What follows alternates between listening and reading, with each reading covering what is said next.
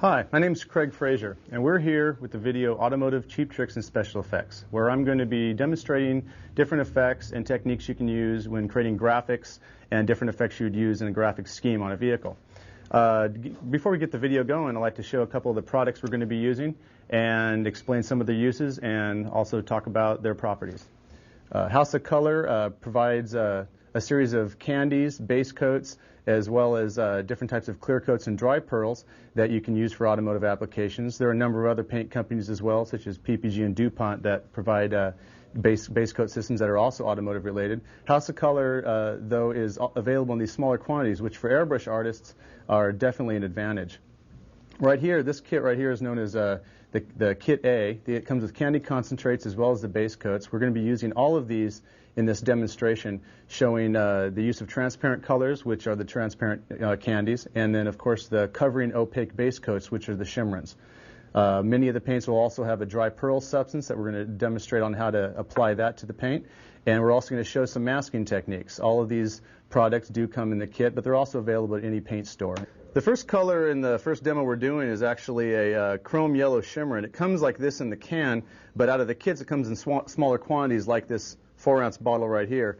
I take the paint and mix it down using a reducer, usually about 50 to 50 ratio. Depends on what type of mixture you want. If you go a little bit higher ratio, you're going to get a thinner paint, which tends to be more transparent. If you mix a little bit thicker, you could get some spitting, but it's also going to be more opaque for coverage. I basically pre-mix this a 50-50 ratio mixture. I keep in the small little bottles because they're a little bit more convenient than the large ones, plus you can keep them shaken up, which is real important for automotive paint since they have a tendency of settling. I only fill up about halfway of the airbrush, otherwise if you end up with too much paint in your brush, you have to throw it out, and that ends up kind of being a hassle. Considering these paints are automotive, they are considered like a hazardous waste, they're solvent-based paints. You don't want to just throw them in the trash can. Nice thing about the top feed airbrush, you can shake it up even when the paint is inside the airbrush. It's a gravity feed by comparison to many of the bottle feed airbrushes you're used to seeing. The benefits of the gravity feed brush is I can reduce the pressure down with automotive paint, plus I can get very close with the lower air pressure to get very fine details. Plus it's a blaster, what I mean by that is it can shoot a high volume of paint as well as doing very fine details. There's other brushes on the market as well that have the top feed model. Dare Chandler has one, as well as I believe Pache, and even Tamiya has a top feed model. I just prefer to use Iwata right now. The first demo I'm going to be doing is a wood grain effect. This can be done on a vehicle to create a woody appearance, or it can just be done like a faux finish in a mural. The first color being yellow. I got a nice white base here. This is a metal sign blank, by the way. It kind of mimics the metal surface I'll be working on. It has been lightly sanded, scuffed with a Scotch-Brite pad. I'm just going to come in with my yellow and create a vertical streak effect. See, there's not a lot of planning involved in this stage right here. You could be very, very precise with your line work.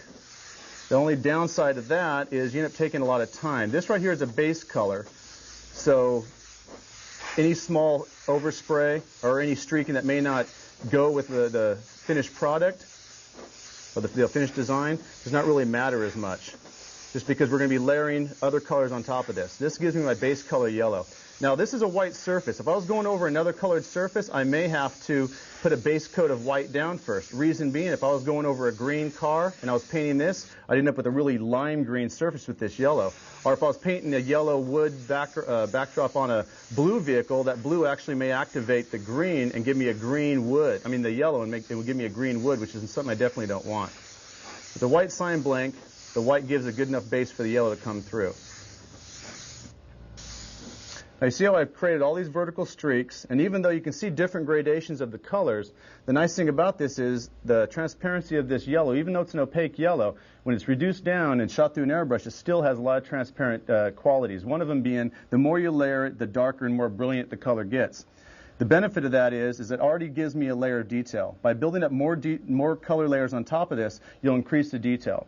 The difference between transparents and opaques is by doing this kind of a layering technique with transparents, you build up its total depth of field, its total sense of depth in the piece, because your light actually penetrates all the colors. By penetrating these colors, even the streaks here will contribute to the end product, unlike an opaque paint where half the paint's underneath you're just completely covering up.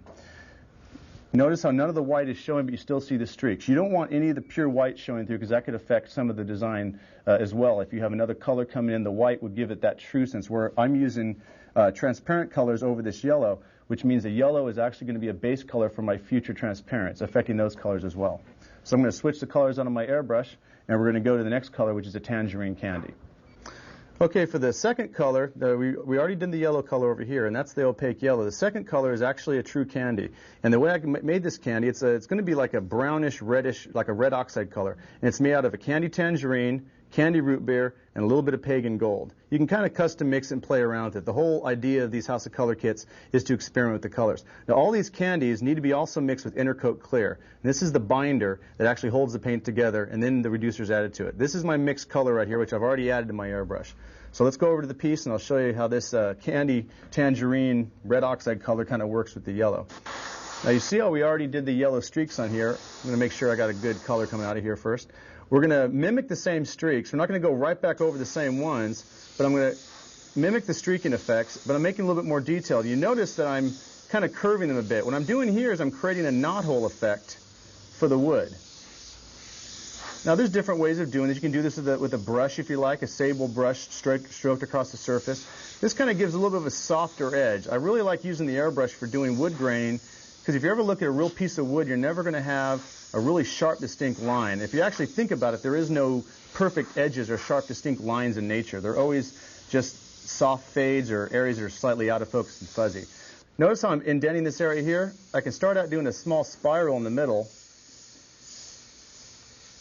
and continuing it up, and that will give me the natural look of that knot. Notice I'm coming back with the color and kind of fogging it in. Being a candy, remember, the different layers will give me different colors. I can create all these different shades and shadows of this red oxide without having to remix another color, just by application of the airbrush. Also, with candies, just like with any other transparent medium in the airbrush, different speeds and distances to the surface will give you different effects. Always go off the surface all the way. Notice how I'm actually going completely off the surface and hitting that tape. By doing this, you prevent having like an elbow area in here. You could hide it if you did that, but it's better not to, start bad habits early in a piece. Actually, it's better not to start bad habits at all in a piece. Continue this over here. I'm going to create another one here. Darken that up. I'm going to create a little bit of a darker area right here. See how I double back on that one kind of fast? So I can hide it with the wood grain. You can hide a lot of little problems as long as you do them early on. And they're not necessarily problems, just kind of changing your mind. Like with the way I'm doing the wood grain here, I'm kind of just winging it.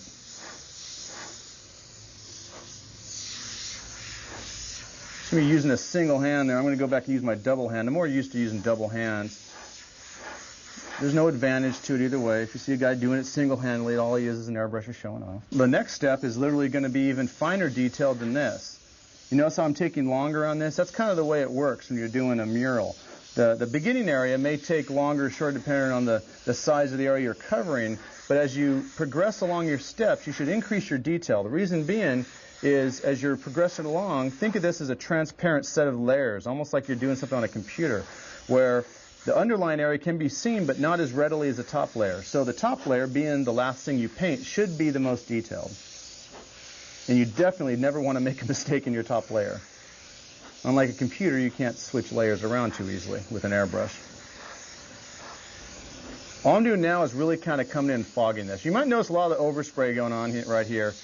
Normally I wear a respirator mask, but if I did, I'd sound like a bad food ordering microphone at fast food restaurant. You wouldn't hear a single word I'd saying.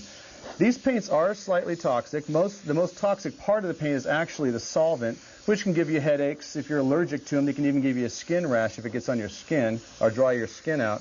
I recommend a dual cartridge respirator whenever using these types of paints. I got a nice little fan over. It's kind of blowing it over here, so the cameraman's the one getting high right now.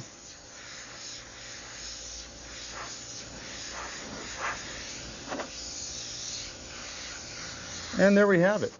That's pretty much the second step, and that's all the texturing, the base texturing done with the candy. Okay, for the next color, we went to violet. Now, you may think violet wouldn't really appear in wood, but you'd be surprised at how many times you'd use violet when you're using a color process system like this. The violet is only going to show up as a dark purple or a deep violet over white.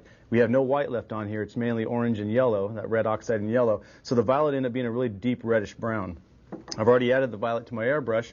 So another thing I'm going to do different on this airbrush, you can do it with other models as well, but I'm going to pull the front cap off. Now, this is an exposed needle, which can cause a problem. Be very careful not to get too close to the surface or you can end up scratching your work. I do this because I like to get very fine line work in there. You can get fine line work with the tip on. This is just something I like to do. I recommend trying it. Always experiment with your brush to try new techniques. See how this color here? It's actually kind of a reddish violet because I left a little bit of my red oxide in there when I added the violet, so it's really kind of a deep reddish brown there. I'm going to come in and do some very fine lines in here.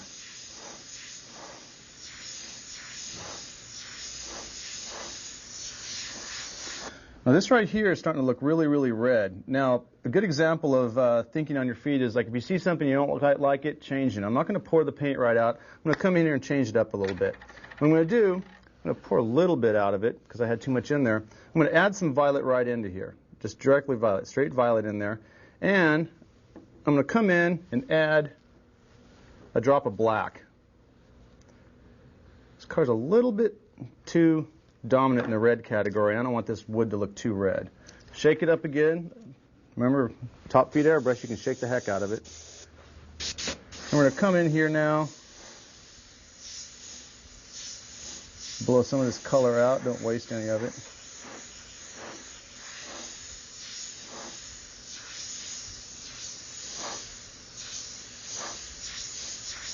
A little bit darker, has a little bit more of a purple look to it, which is what I was looking for. And all I'm doing is I'm mimicking the line work. Now don't go right back over the exact same lines you did before. You'll end up getting a muddy appearance then too. Now you'll see I'll stand back and fog a little bit. By fogging this color I created, I actually see it kind of drops the value down. It doesn't change the color as much as it just kind of darkens the wood up a little bit. I kind of want that effect. So you see I'm coming in doing very fine line work to kind of increase the look of the grain, but I'm also using this color to come in and darken the wood up itself.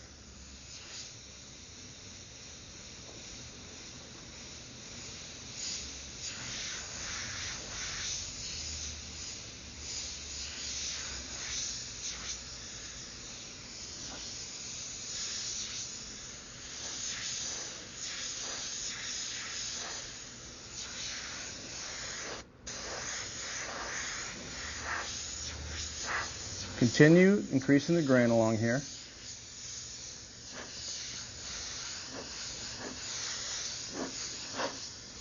Whenever you're airbrushing on a piece like this, don't focus right on where you're airbrushing on. I mean, I'm not telling you to look somewhere else. It's very important that you look at what you're painting at, but also kind of keep your perspective, your like peripheral vision open when you're airbrushing. Look around at you. Make sure you're not focusing on one area too much. This will also prevent you from overworking an area and getting the color too dark in an area. You want to keep it kind of overall even. That's another reason why I jump around a lot. Some people get kind of aggravated looking at me airbrush. They're like, hey, keep moving around. Well, I move it around to make sure I don't overwork an area. Your peripheral vision actually can see better in some cases than looking at something straight on. This is one of those examples. So I'm really doing is kind of looking in the center of the piece of my work and kind of just every now and then going back to my airbrush.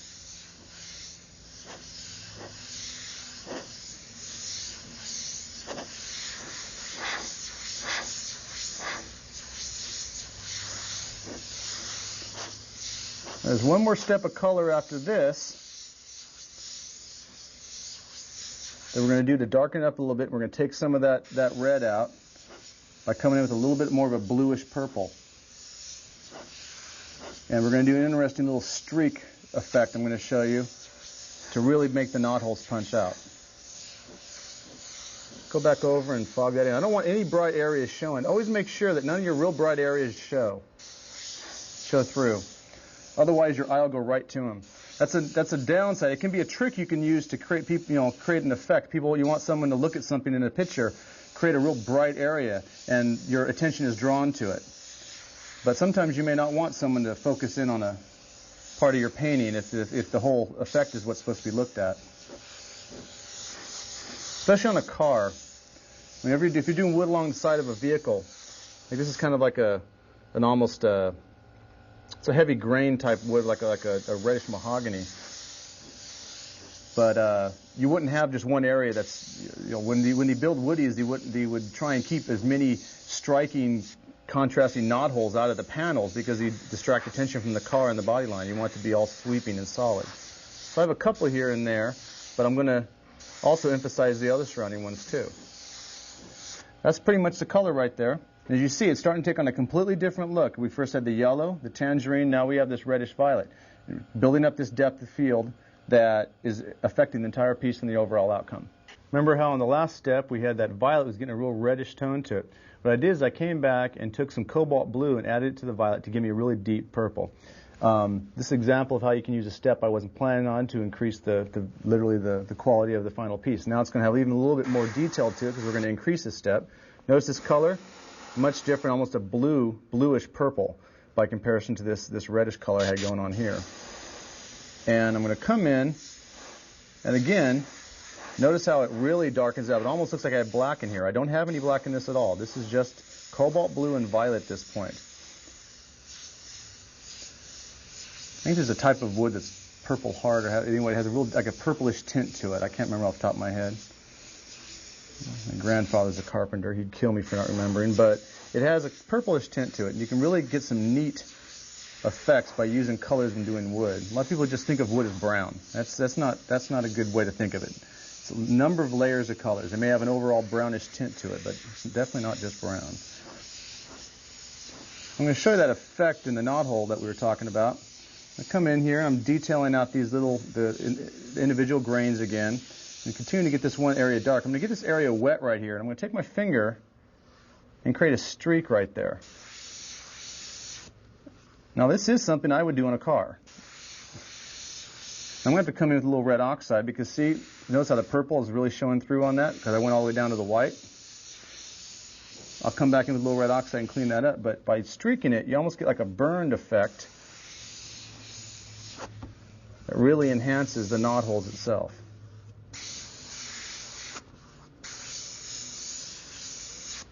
You ever seen wood that's been like cross-cut or burned on a saw? I had one student once that pointed out, well, what if you're painting a piece of wood that wasn't cut? You're just looking at a piece of wood uncut. Well, when wood looks like this, it's cut. You're looking at literally the cross-section of rings of the tree. So it's been cut, and if it's been cut, it probably burned as it was cut. So 99% of all wood will have some. You try not to burn wood too bad because you don't want to destroy the finish. But a lot of the colors of that wood are determined by the superheating of the resins, and just by the way the resins look when they're cross-sectioned in with the grain. That's a perfect example of how you can explain any design. I'm not going to get too happy with that. I'm going to kind of do a few over here. If you go really fast, you can do them over some of these areas, and it kind of gives you that, I don't know, kind of a funky look. I've seen it on wood, so I know it exists. It got real nice. Of course, you get a little messy doing this. If you are sensitive to this paint, if you notice me, I am a painter. If you are sensitive to this paint, which some people are, not too many. If you're sensitive to any kind of solvents on your hands, some people have really dry skin. I recommend using nitrile rubber gloves. The only downside is actually the textures in your fingers kind of help this effect. Give you an added look going on here. The gloves don't do it as well. I found that cotton gloves give an interesting effect too when you're doing the smearing. There's all kinds of neat little techniques of smearing you can experiment with. Another thing you can do is there's different types of lotions you can put on your hands. One of them is like a liquid glove type thing. It's like almost a latex. You wipe it on your hands, and it puts an invisible skin over your hand that protects it from the urethanes. But you can still do effects like this. It washes off with water, but urethanes don't affect it. These are just little things you can do when you're working with these paints. Now, for those of you that are really concerned about the toxicity of these paints and are still having a problem with me not wearing a mask, let me let you know that at this point we're not using anything that contains any isocyanates. For those of you that actually are on the lookout for those, isocyanates are contained in the clear coats that we use, and there's none in this. As far as lead content, the paints that I'm using right here do not contain any lead.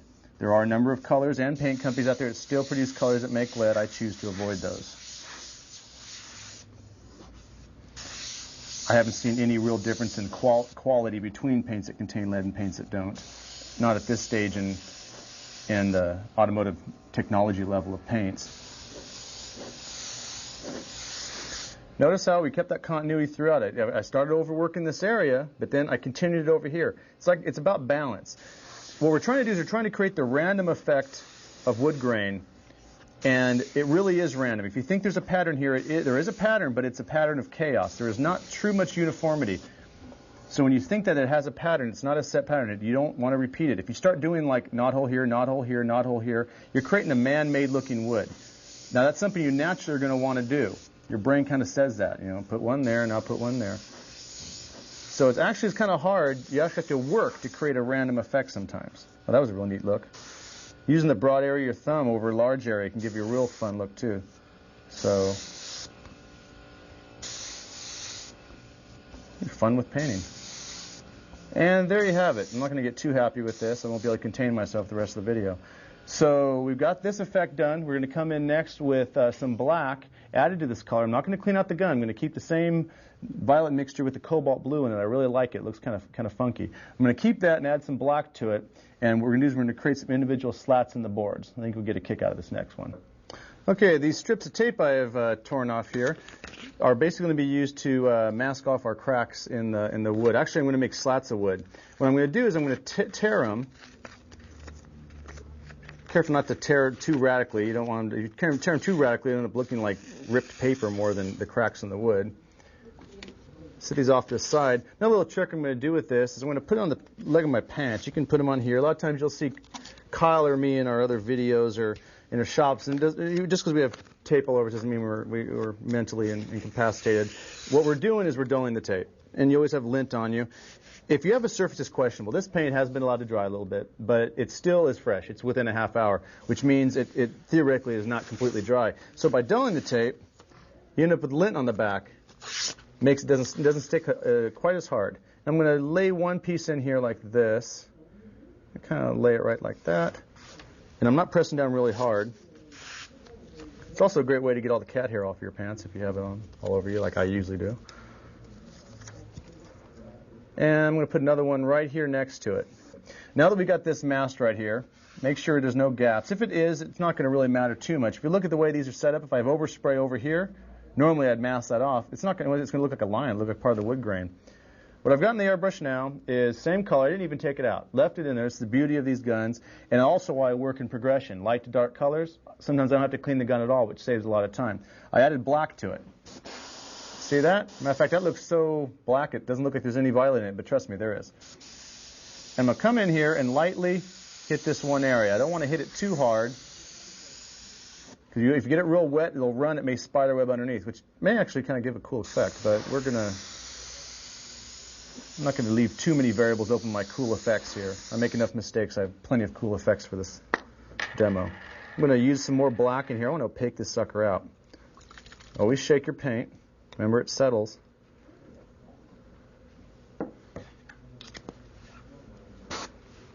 Shake it in there, too. The first few seconds are going to be the old paint in the gun because it still has to travel through there. Again, I'm going to hit this.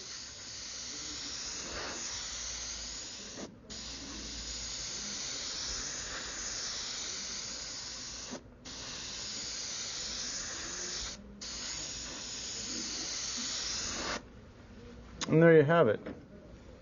You can wait till it's dry. You can pull it off. Now, I guarantee there was some overspray that got off on here because I was really hammering that paint. But you're not going to really notice it. And a couple of nice little breaks in our board there. I'm going to increase this one's darkness a little bit because I got a wide open gap up here. I really want this to contrast. Got a real thin line here. This will give me a nice area because it's kind of broken up in here, a little bit wider. Don't make them all perfectly lined up. I mean, unless if you're doing a machine part or something, or like metal plates or metal panels with rivets, then it's important to have everything all properly organized. But with wood, I can make it look like some fence out in the middle of nowhere. I can also use this black mixture to tone down any of that violet that's coming through I didn't really like. Another thing I can do with it is, I got the black mixture in here, can make some nails. Now, if this isn't enough to convince someone it's wood, let's make some nail heads. Now, this is a neat way of doing it. It's called a blowout. You get real close, and the airbrush sprays in like a cone anyway, so it's going to give you a nice dot. But look what happens if you blow a little bit too hard. You're burned through.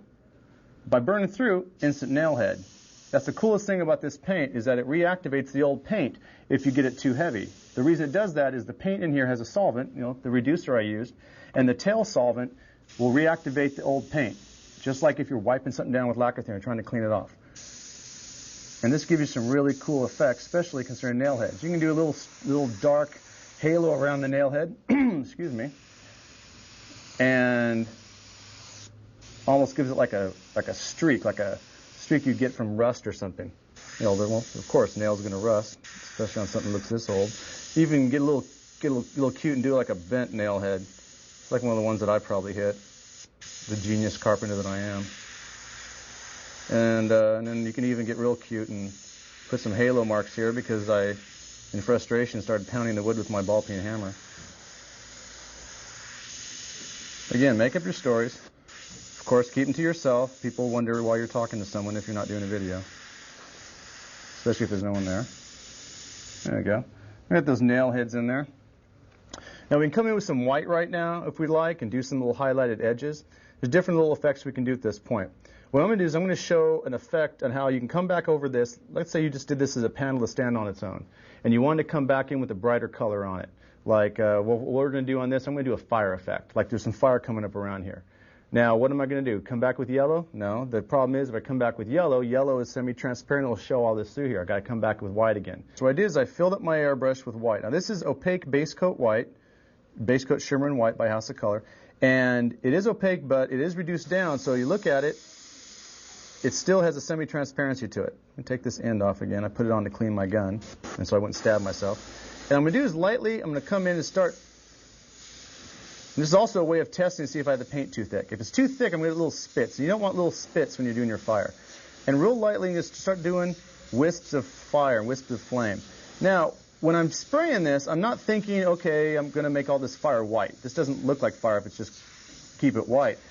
But everywhere I want color to be. That's another thing. When you're working with processed colors, you always have to keep in the back of your mind, if I want blue here, I've got to put white first, because blue over this will give me a nasty, muddy, olive drab green.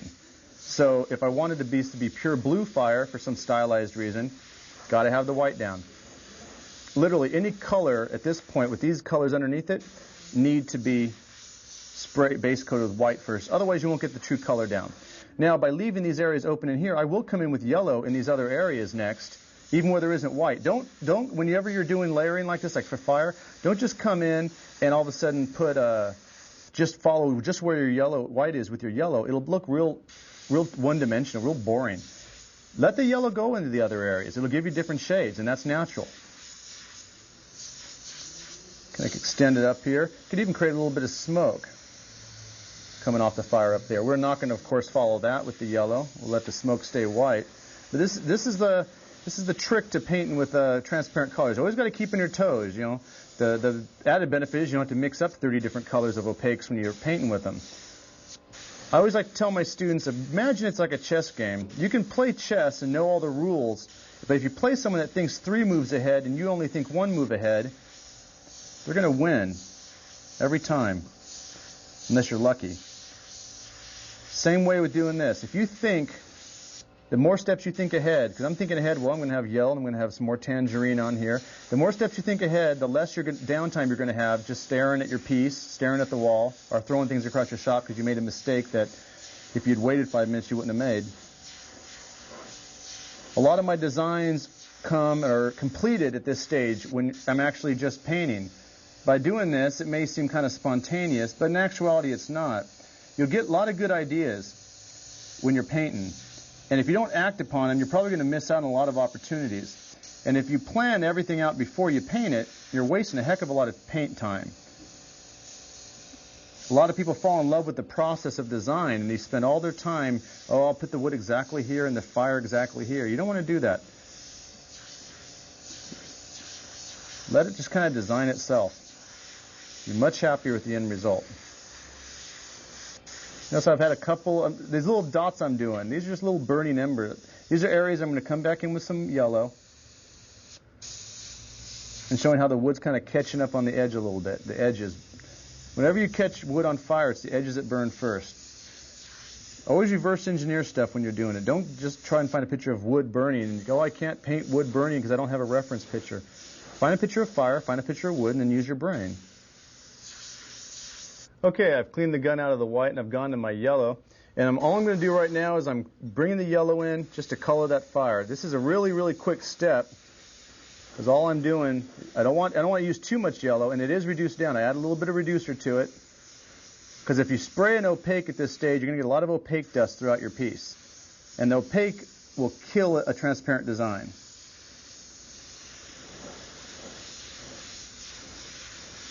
Now, any opaque yellow, you can kind of see it looks kind of foggy around there.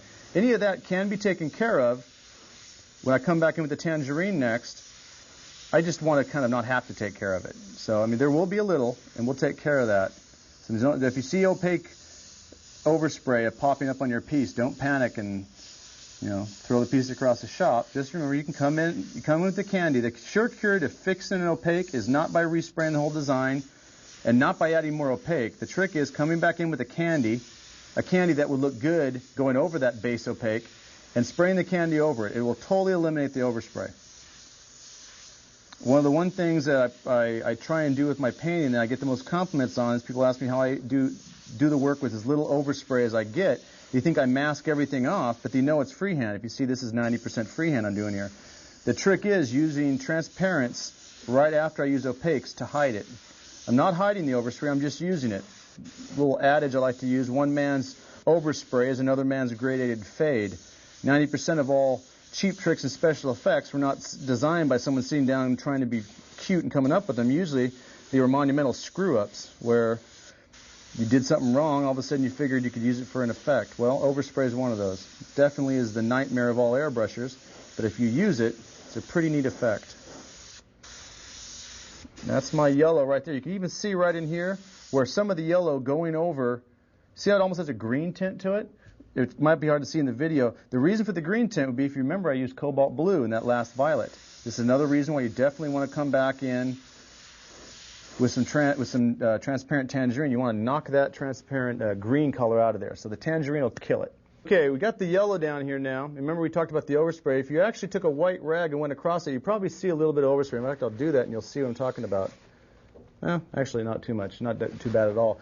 But a lot of times on a larger image, object you're painting, you'll get a lot of overspray on it. For that reason, I'm going to use some wax and grease remover. This right here is 5-star. I personally like to use PPG's DX330. DuPont has another one. I think it's called Prep-Sol.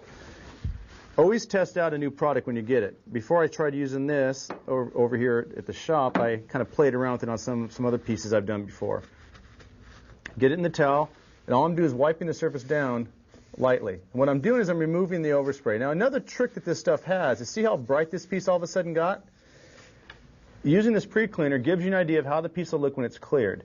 A piece that's cleared is a totally separate piece than one that isn't cleared. It looks totally different, brings the colors to light. The reason for this is the clear acts as a light transport that allows light to penetrate to the very base of all the candies, makes them look totally alive, like they're totally glowing. Almost like you've heard that classic phrase, you can reach your arm into the depth of a paint job. And always wipe it off. I'm using the opposite side of the towel to wipe it off. You don't want to leave it on there. This does remove all kinds of impurities, fingerprints, as well as overspray. You see all that stuff on there, all that gunk, that stuff? All that would have done was create overspray and a rough surface when it was clear coated. By eliminating that, you're going to get a cleaner surface, less clear coats, and a lot more clarity. Pretty much dry already. Go to my immediate next color, which is the tangerine. What I'm doing here is I'm just blowing air.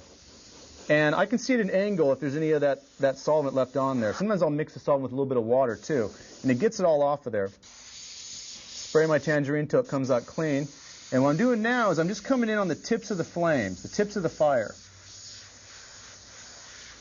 And look at how it eliminates that overspray. I'm also using it to cast a shadow. Now, there's no such thing as you don't have a drop shadow for a flame because fire creates light. But it actually works. It emphasizes and kind of frames the fire itself. I'm also going to increase a few streaks here and there in the fire.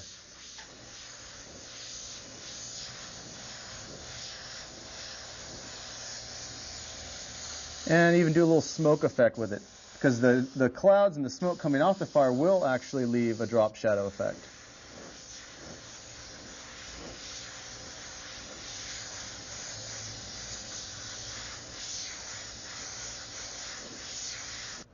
Okay, switched over my airbrush to white. Very important to clean your gun out thoroughly when you're going to white. Any drop of that tangerine, you'd be surprised at how much white will turn pink or a light orange.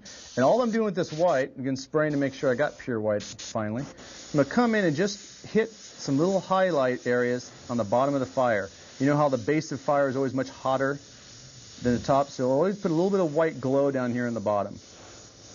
And I'm also going to come back and just real carefully, real finely, kind of emphasize those little burning embers on the side.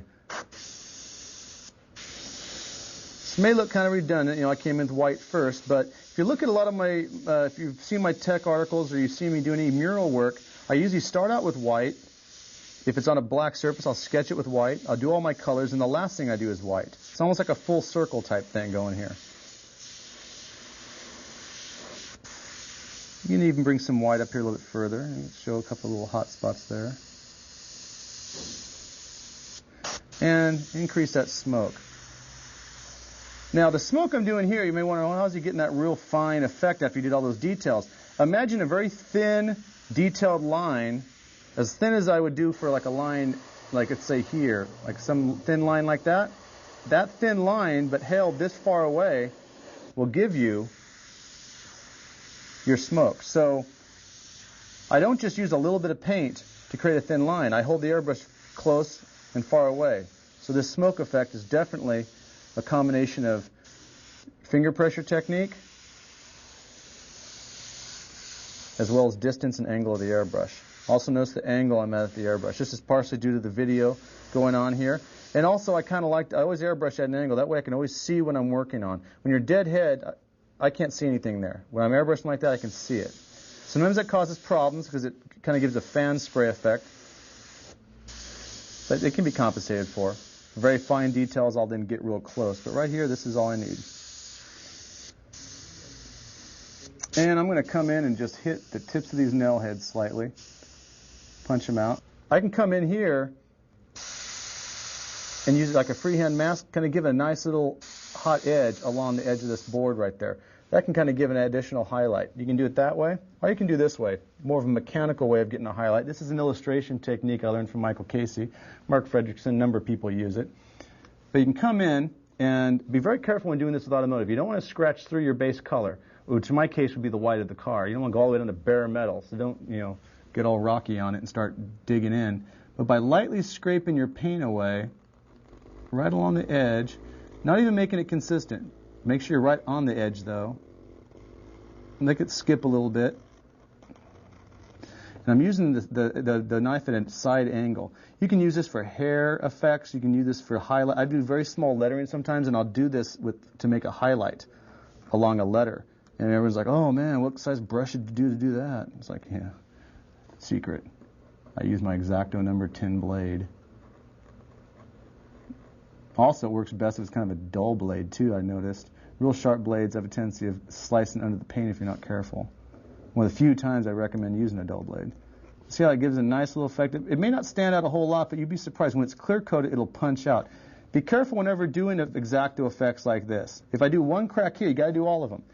Always stay consistent. You can use any effect in any mixed media you want in a piece. But if you lose your continuity and you're not consistent with your effects, people will see it. And your piece will suffer for it. For our next demo here, we're going to do a granite effect, kind of going with the whole faux finish theme. First the wood, now we're going to do a granite. This granite effect is a real popular effect I've used throughout Harley and automotive graphics. It's a good background filler. It's good for lettering. It's gray, so it plays off a lot of neutral colors real well. And it has a texture, so you can fill in large areas with it, and you won't have this real blank space. So what I'm going to do is I'm going to use a 2-inch 3M masking tape. By the way, I highly recommend this. There's other companies like American, and there's a few others I can't remember off the top of my head. We use 3M at our shop. Make sure it's automotive grade, whatever tape you use. If you don't use automotive grade tape, you can have problems with the tape lifting your paint, or also the paint bleeding underneath the tape. What I'm going to do is I'm going to create a ripped edge. Remember, I ripped the edge in the last one. You're thinking I'm just cheap and I don't want to use X-Acto knives. But notice how I kind of use a varied pull on this one. I'm not pulling it straight. Pull that off there. And I can just go straight across there, and I have a natural-looking little break there. I'm not going to do that exactly. I'm going to come in here and kind of like bend it around a little bit. It's a nice thing about masking tape. Even if it folds badly there, it'll look like an interesting break in the stone.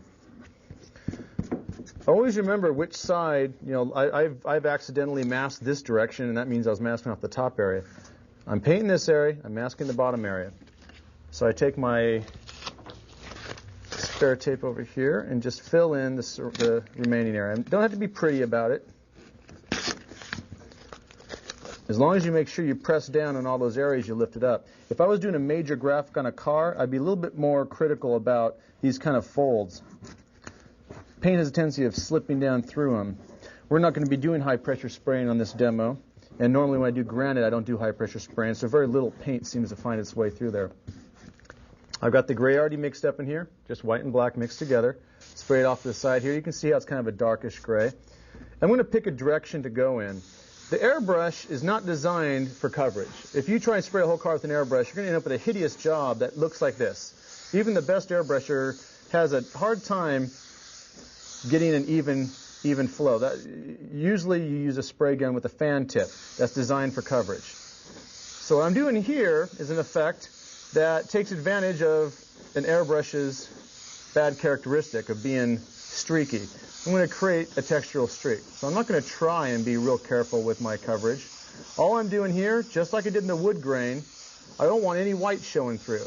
Okay, as you see, we've got all the streaks down on here. We're going to start doing the stipple technique. And this is a technique that I kind of borrowed from Terry Hill. I call it the Terry Hill technique.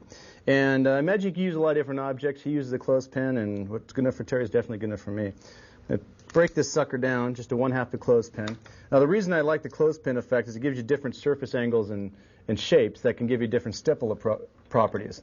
Now the way this is done is by holding the stick out in front of the airbrush, you're restricting the flow of paint on the airbrush. The paint will build up on the end of the stick into droplets, and then the air pressure from the airbrush blows the droplets off. By varying the angle of the stick and the amount of paint you're spraying, you can control the size and random size and random amount of stippling. Now, you be real careful with this because it can spray all over the place. And I always like having an area here I can spray a little on to get a good stipple going. See how I got that stipple going there? I'm going to come over here to my surface now and varying the stick angle. I'm going to kind of go around and around and around. Now you could start off with different colors. You could start off with like a gray, a darker gray, if you did a real light gray. If you did a real light gray like we mentioned before and you find out it's too light, you want to darken it up, you can come in with gray and stipple it, and that'll darken it up. Try not to make your dots too big, because if you make them too big, they're like little bumps. And when you clear coat it, it'll take some time. Notice how I'm kind of going back and forth. I'm going like in a figure 8, almost like a little infinity sign logo thing. Because if you go back and forth, you're going to create streaks. You may not see them, but from a distance, you'll see them. Going around the edges, it's real easy to kind of ignore the edges and just focus on the center. Also, this paint dries very quickly. That's another benefit of the automotive paints I probably haven't mentioned yet. I mean, they dry like that. The difference is if you splatter little stiplets, these are little droplets of paint. They will take longer to dry. So if you get used to like touching your surface right away, hold back on this, because if I touch one of these droplets right there, black comes off. It's still wet. This will take probably about like a minute to dry. I'm going to come in here and start laying in some white stipple. Now, if you got your granite too dark, which is a possibility, it happens all the time, this white stipple will save you. This will come in and lighten up the whole piece. Notice how just a little bit of the white, remember how long I did the black? You only have to do the white half as long to get a really neat textural effect. Now this is a real speckly type of stone. It's almost like it's literally granite, like I said, with a real heavy mica in it. There's different types of stones you might want to do. If you decrease the angle and get real fine dots, you'll get like a real slate-looking stone. Larger the dots, the more of a mica-filled stone you're going to get. Okay, I got my black loaded up my airbrush, and I gave a little bit of time so this white could dry, because remember we mentioned the droplets do stay a little bit wet. First thing you do when you start laying the cracks in on the granite is don't just start doing them in random directions. If you have a flaw, let's say you have a splatter in the corner, like let's say that there. Oh no, I ruined my piece. No, you didn't. Just come in and fix it with the crack. So I'm going to come in here and start a crack right about here, and use that dot as a junction for that crack. So cracks serve a dual purpose. You can come in here and fix any of your mistakes. Also, notice the direction I went with the crack. I'm following the direction of the grain. This is very important because if you think about it in physics terms at all, or just common sense if you really think about it, if something, wood splits more along the grain than cross grain, and stone will crack in the direction of the grain. Path of least resistance. It's the weakest part of the stone. So I'm going to do another crack right down here. Just go real lightly, kind of break this one off in this direction here. Notice I'm doing this halo, I come back in with like the black and I'm fogging it lightly. What I'm doing is I'm increasing the texture of the stone. I'm going to bring this crack up a little bit further. I don't like having cracks just kind of fade off into nothing.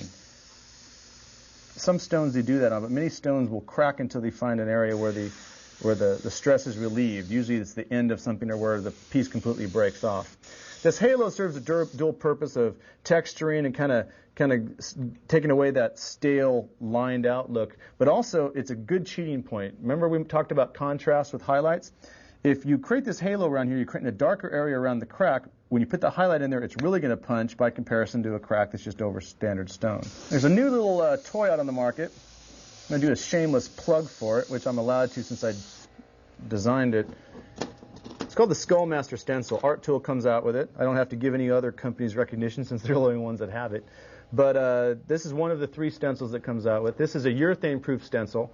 Very important when using automotive paints. That was probably one of the biggest stipulations I had. We worked for about almost a year to find stuff that was real thin, cut easily, and didn't turn into a bad-looking potato chip when you painted on it with my paints. My paints have a tendency of destroying things. And I'm going to take some tape. I don't know if you can see this. Just take me a second. And I'm going to border this one image. The reason I'm doing this is the stencil is not that big. You don't want it to be too big, so it's easy to handle. So overspray can go around it. That's as fast as it took, just that right there. Just that much is all I need. And plus, by doing this, this tape can also kind of help hold it down. Now, coming with my black, and very faintly, the reason I'm doing it very faintly is this image, this is the outside image on this Skullmaster. Notice there's a small image here that's the inside skull. This is the outside. If I wanted this to look like it was receding back, I would make this darker. Anything that's dark recedes. Things that are lighter come forward. I want this to look like it's coming forward, so all I'm using this stencil at this point for is a reference. I'm not going to just spray it. This stencil is not designed to just be blasted in an instant, you have instant skull, just add stencil. It takes a little bit of extra freehanding. That's why it's called a freehand stencil. And all I did here was I went around the whole shape. Peel this off real quick. And it almost looks like an indentation now. That's not what I want. You can, if this is what you want to make it look like it's sunk into the stone, that's one thing. That's not exactly what I wanted here. The skull has multiple areas. If you look at it, there's a different set of eyes up here. Well, if I spray this skull, I'm going to have a set of eyes on his forehead, and that's not exactly what I want here. So I'm going to mask this off. I'm going to be real pretty about it. We also were real picky on the durability on this stuff. You can rip tape off this and it won't rip. It looks real flimsy. When I saw it, I wasn't impressed. But this stuff, you can leave it in solvent a whole week and it won't even wrinkle. You will lose all your little pretty logos and my scanned signature there, but get over it. It'll be okay. It'll still work.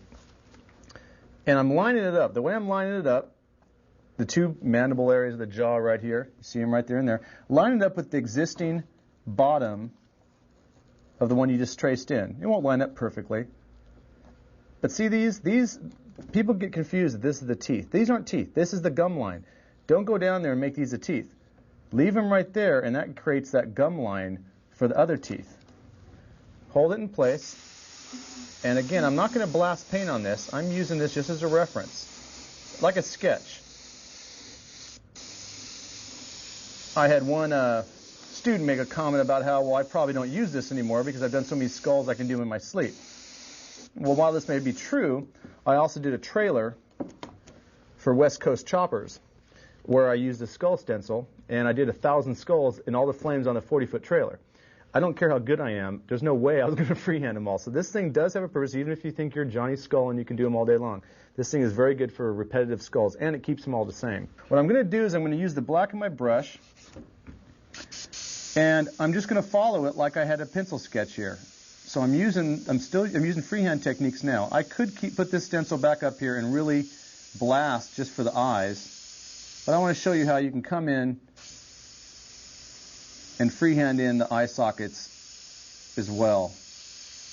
This is the same airbrush that I do the fading with. I've not switched airbrushes. Don't think I'm sneaking in a micron or some super detailed airbrush here. Same airbrush I've used for everything so far. In fact, I'm going to use the same airbrush for everything to prove that the other airbrushes are handy. Trust me, I do love my detail guns, but you can work without them. I did for a number of years. And I'm going to come in here and emphasize. So all I'm doing now is playing with shade and shadow. This is the first thing everyone's going to think of. 2 eyes and nose. It must be dark. Then it starts getting complicated. I don't want you to come in and go black all the way around here. You're going to kill the piece. It's not going to make any sense. At this point, you need to establish a light source. I'm going to make it easy. Light source is above. Actually, I'm going to make it above and to the right over here. Here we go. Just to make sure I don't forget. There, Mr. Rogers, light source. I'm going to come in here now. If the light source is over here, that means that the brightest area of the skull is going to be on this side. Darkest area is going to be here. Okay, I'm going to come in here, and I'm just copying this outline. I could come back in and use that Skullmaster stencil. I just want to show you how you can freehand it as well. Skullmaster is merely a tool. You don't need to do the entire design with it. If anything, I would encourage people to do more freehanding. The more freehand techniques you use, notice what I'm doing here? This is like water streaks. Bring realistic concepts into your pieces. Gravity is a good one. Light source is a good one. You bring in gravity into a piece, people can't turn the piece upside down and think it looks good that way. If you see streaks running down from a crack, do you know it goes down? That's something that people don't really think about, but they see it. Most of your clients won't know why something doesn't look right. They'll just go by their gut instincts, and you'd be surprised at how something just as simple as that, you won't be able to tell you why the piece doesn't look right. But because they've seen nature so much, and you know what stone looks like, you're an expert on it. It's like that old adage, I don't know much about art, but I know what I like. I deal with that every day as a painter. And I'm very, very finely, see I'm coming in very fine. All I'm doing is just trigger control and very close to my work. Also notice no end cap. Here's my end cap, just so Dave knows. I've already lost one in this demo. You guys can keep track at home. If I lose 3, that'll be my new record.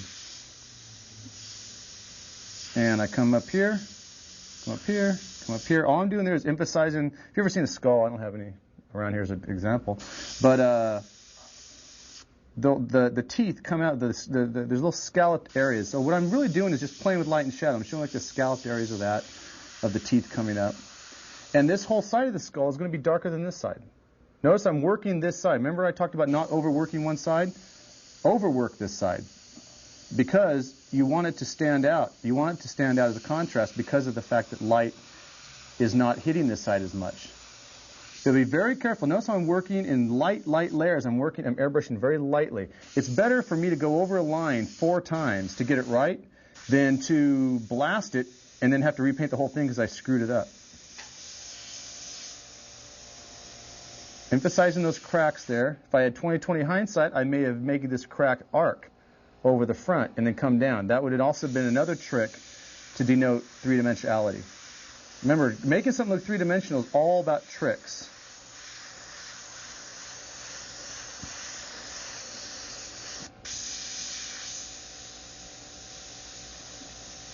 Even though these teeth are more exposed to light, these still have definition. Don't ignore them completely. And these still cast a shadow because the center of this mouth is arced more away. See how I'm kind of creating more of a fine line right there? Like the light is scooping around. If you ever put an object on a table and you have light, you'll see it kind of bend around. If it's a round object, it'll kind of curve around there. So I create a fine line here and then just kind of fade it out to the side. Again, emphasizing the direction of the shadows. This area is very dark. Don't get it too dark. I don't expect anyone to figure this out at once. The only way you can know what too dark is literally by doing something too dark. And then you remember.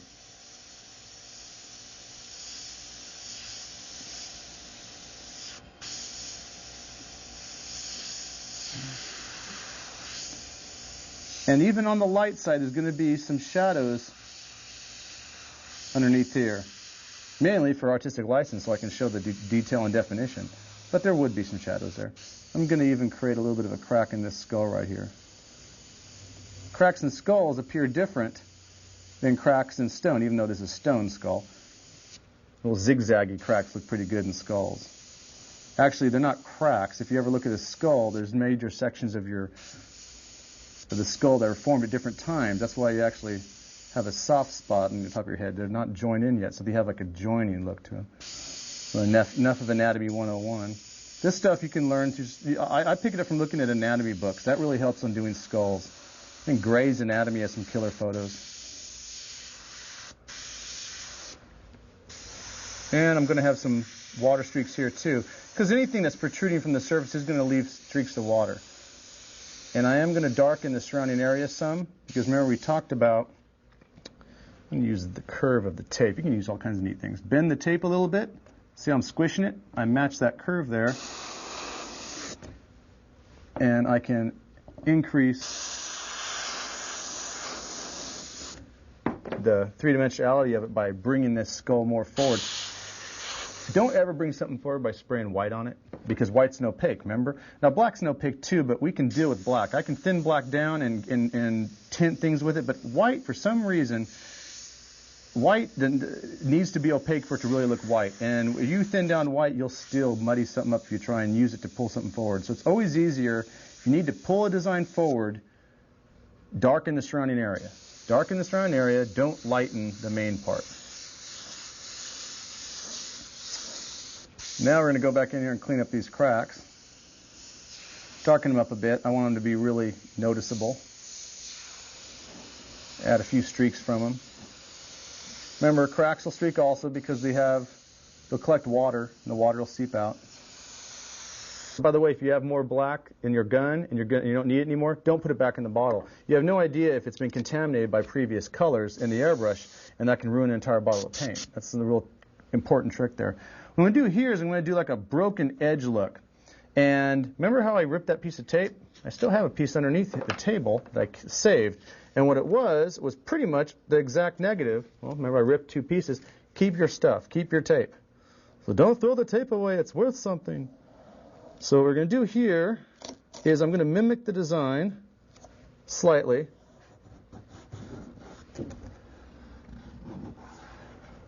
It's close enough that I can shade some stuff down here to show a broken edge. You can also create something really neat. It's called a tape wall.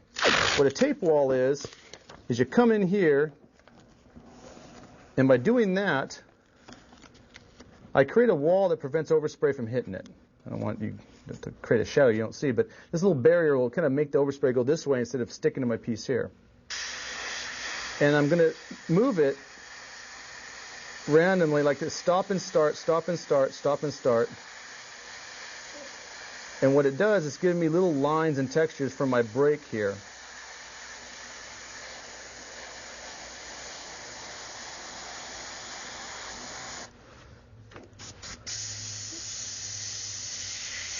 And I'll make some areas darker than others. Where the crack comes in, you're going to want to make that a bigger break, like the stone is actually broken there. I want to make sure that whole area has a halo on it, because I'm going to come in with a highlight right there. Maybe you can also freehand inlines and stuff. Or you could flick it. You could use your spatter trick and splatter that area. You could even make it a real sharp cut, like it's been cut by a stone cutting tool. Up to your imagination. That's it. Pulling the tape off, notice how those little rips in the tape really show some nice break and detail in there. And of course, crack's going to be the thickest where it starts. So I'm going to extend this one out a little bit and kind of give it a distressed area around here. Remember, again, it's going to increase the highlight ability by having this dark around there.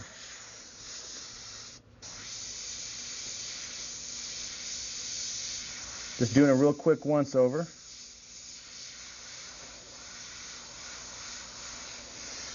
I'm going to unmask the bottom.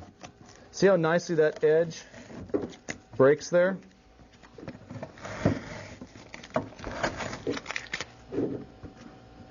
And unlike a lot of the water-based paints on the market, and a lot of, like if you use inks or dyes, or even some types of sign enamels, this paint does not peel off. It sticks. There's no primer put on this surface, just sanded. This paint just sticks right away. And you see how dry it is. Completely dry right there. I'm going to do now is I'm going to create a little bit of a drop shadow. This is simple. I'm not going to thin my mixture down. I'm just going to duplicate the edge lightly. You don't need to make a drop shadow black. If you've got purple underneath this, you can come in with a darker purple. Remember, a shadow is not black. A shadow is just the absence of light over the underlying color. Well, the absence of light on white creates a nice gray tone. The white's probably the most important part to do at the end. It can define the piece, but it also can ruin the piece. You've got to be real careful.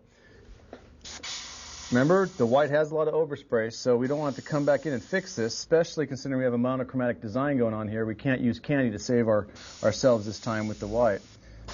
Making sure I have pure white going on over here. And I'm going to lightly come in right along the edge. Remember, our light source is up there in the corner, so if it's casting light down on this crack, the lower side will be the one that has the highlight. Real lightly. Notice how I have the tip off the gun.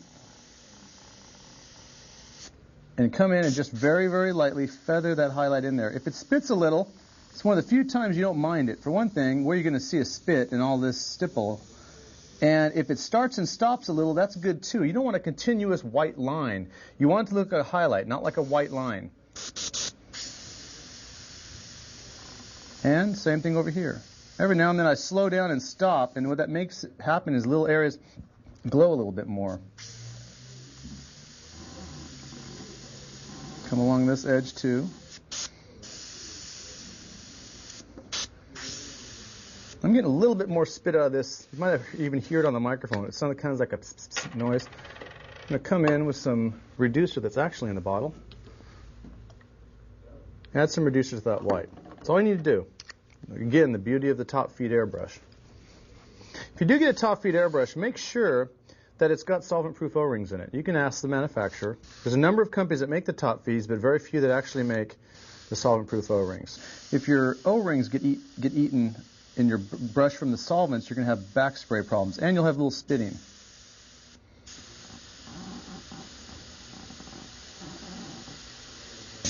Now at this point right here, we've got our highlights coming down here. Don't be fooled by the highlight being on this side, meaning you need to highlight this side of the skull. We are going to highlight the crack slightly, but I want to really make this skull look like it's popping more than it is. Now I know I did tell you not to use white to pull things forward, but I meant by spraying the entire area. I will do very light little squiggles. I don't know if the camera's getting in to see this, but light little squiggles like this show that the white is kind of glinting off of this curvature of the skull. And do a little glowing spot right there. Kind of punches that three-dimensionality out right there. Same thing right here and right here. A little bit right here on this piece. It's handy also to have an actual three-dimensional model, like a little skull model. You can get one at the hobby store, Anatomy Skull Man, or whatever the model's called. And you can use that so you can figure out the surfaces. It's important to know your surface. When you're doing a two-dimensional drawing of a three-dimensional object, if you don't know the surface, then you have a hard time judging where you put your highlights to really make it punch out. See how I'm kind of emphasizing the jowls in that area? I'm also going to highlight just the top edge of the teeth here, the curvature of the teeth. This also punches out that gum line that we had in there from the stencil. It's starting to spit a little bit, but white will do that even when it's thinned out right. Shake it up, make sure it's not settling on you, and I like to kind of full blast the airbrush off to the side, maybe in a rag or something. That kind of a way of clearing out the little the gunk that gets up in there. House of Color has their white is killer. I mean, this stuff covers great. The problem is it's got the highest titanium compound concentration in the paint of any other white on the market in automotive paint. This is good for coverage, but it's bad in the fact that it's one of the highest concentrates of pigments out there, and that tends to kind of gum up your airbrush. You're basically spraying powdered titanium. For all your health freaks out there, titanium is completely inert. It's not going to hurt you.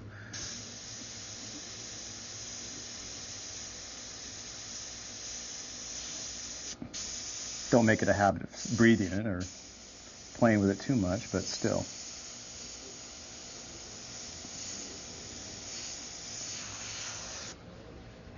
Notice how it's kind of, the highlights really punch those teeth out. They weren't really as noticed as before.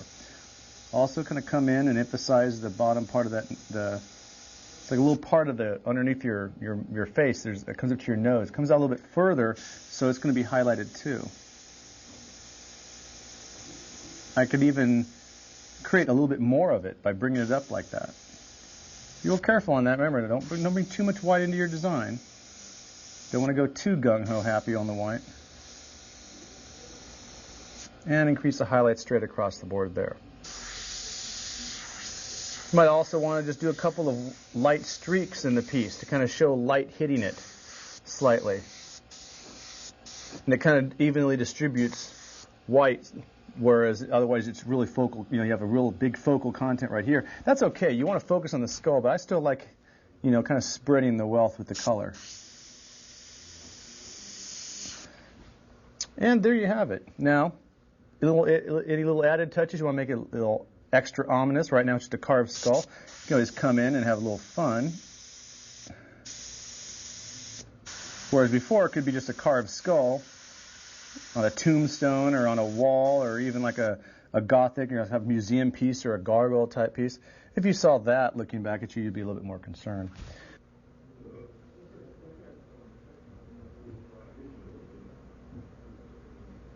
On the next demo, we're actually going to work on a real surface here. I mean, the other ones were real, but this is a Harley tank. Pretty much a Fat Bob Harley. It's been stretched slightly, and it's already been painted. What we painted it with was a Lime Time Shimmer and House of Color base coat. And it was done right over the primer. And you see it has like a pearlescent surface to it, like a lime-looking green tint to it. That's because it has actually a mica pearl in it. What I mean by pearl is like a powdered substance. See how that glints blue? This one's got one in it that glints green. It's an inert powder. You can actually mix it with any kind of water-based paint as well, but it's more known for automotive. You see it in a lot of paint jobs that you see real fine metallics. It's actually not a metal. It's a mica, little mica powder added to it. Nice thing about the base coat shimmerins is that they have it built into the paint. You don't have to do multiple coats of other colors.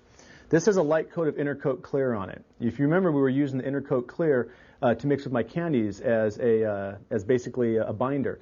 Intercoat clear also has a dual purpose of a protective surface. I don't want to get in and damage this color because if you scratch or streak a metallic, it damages the color. You got to respray it. The intercoat clear gives me a protective barrier that's transparent.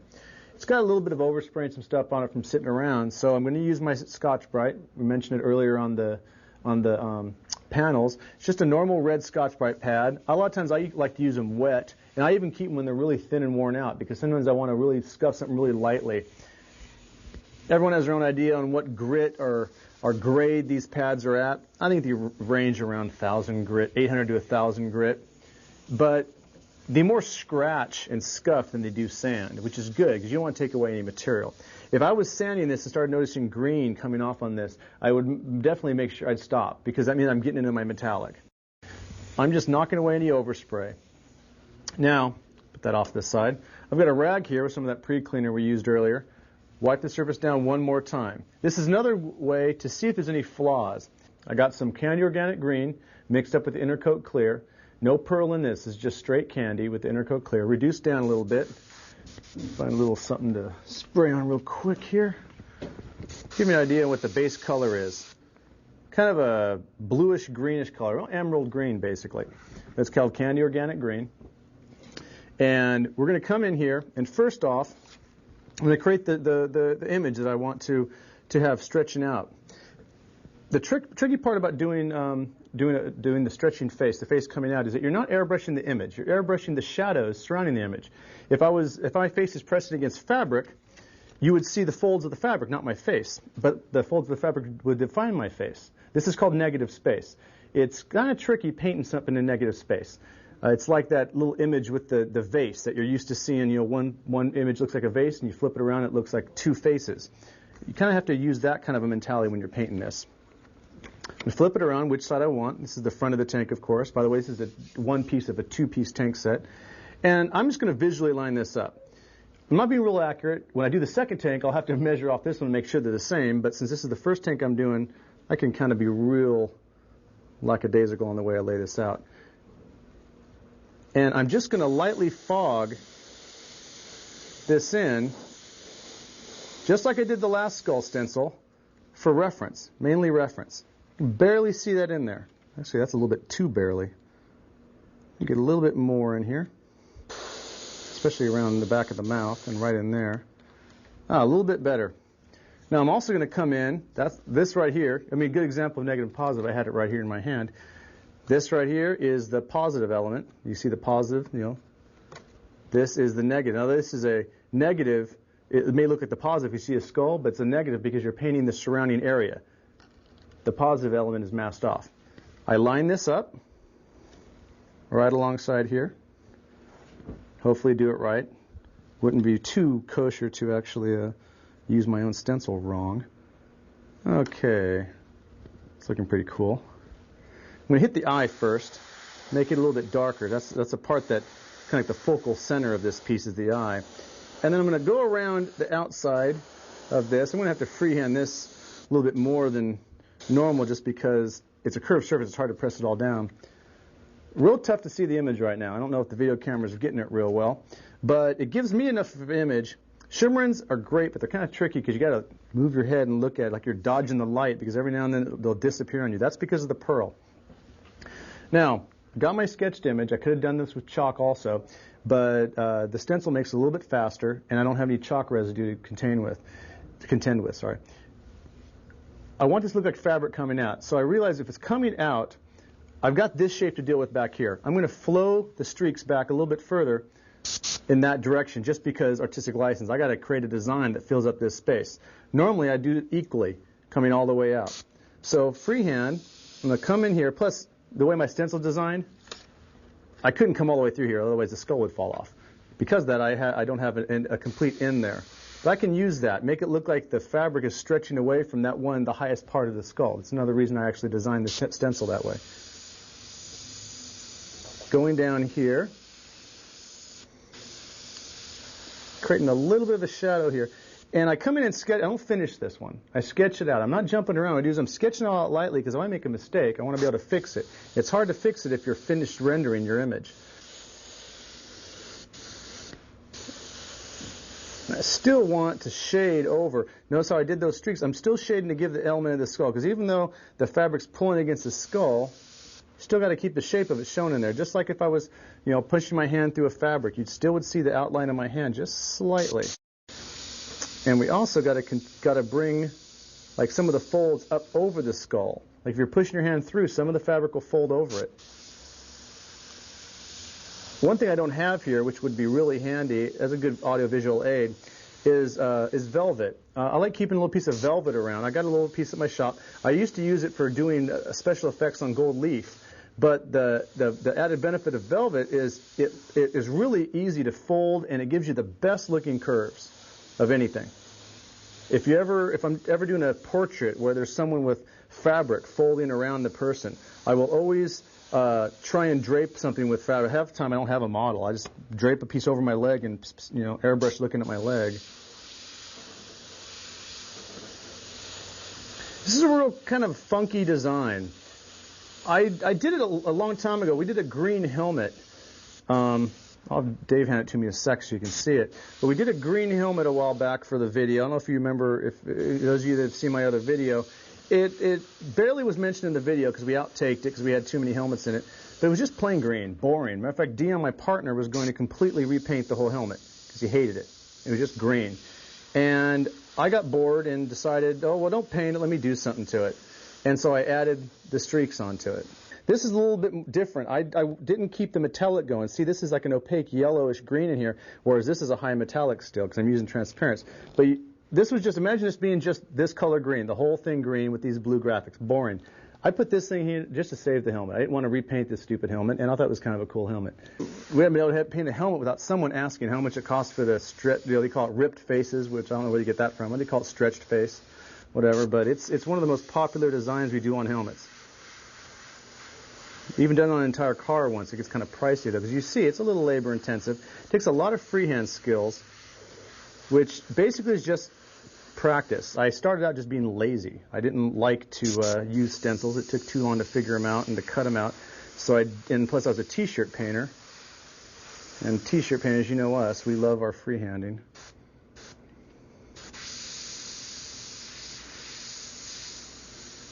Come in and accent that mandible right there. I can't really see it too well, but I can see the image of it there on my stencil. They see me looking off every now and then at something for reference. I got some other pictures along here that have reference of the same type of image. Not so much image, but I don't have my velvet here, so I need to look at something to get my folds in perspective. See how great this green is? The more I layer it, the darker it gets. It'll almost get black. I'll help it along eventually. I'll add some black to this just because it takes too long to build up layers, and you want to be careful not to build up too many layers of this paint, because it is pretty tough stuff, but it's not as structural as like catalyzed paints or true base coats. This is just used for rendering and doing designs.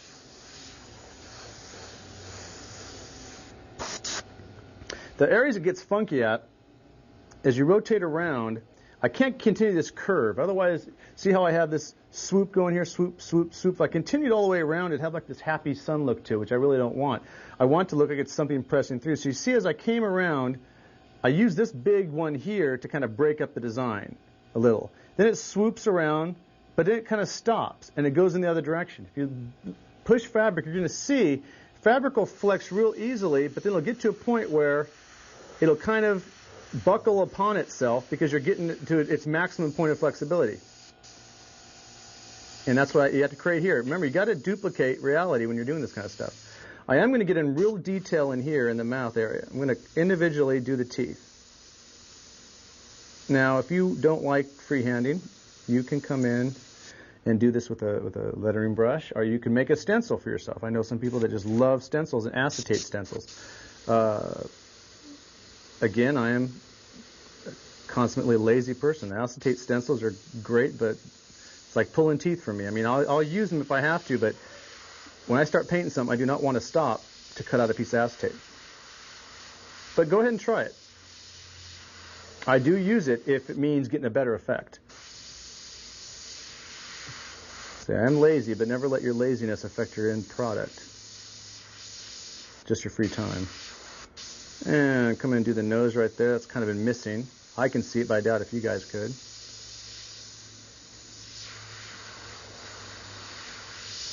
And when I darken up the eye, I can't just have the eye coming through without a wrinkle coming off of it. It wouldn't make any sense. It'd be like me showing an ultimate piece of detail. If I punched my hand through a piece of cloth and the cloth is stretched, you wouldn't see every detail of my ring without seeing creases going away from it.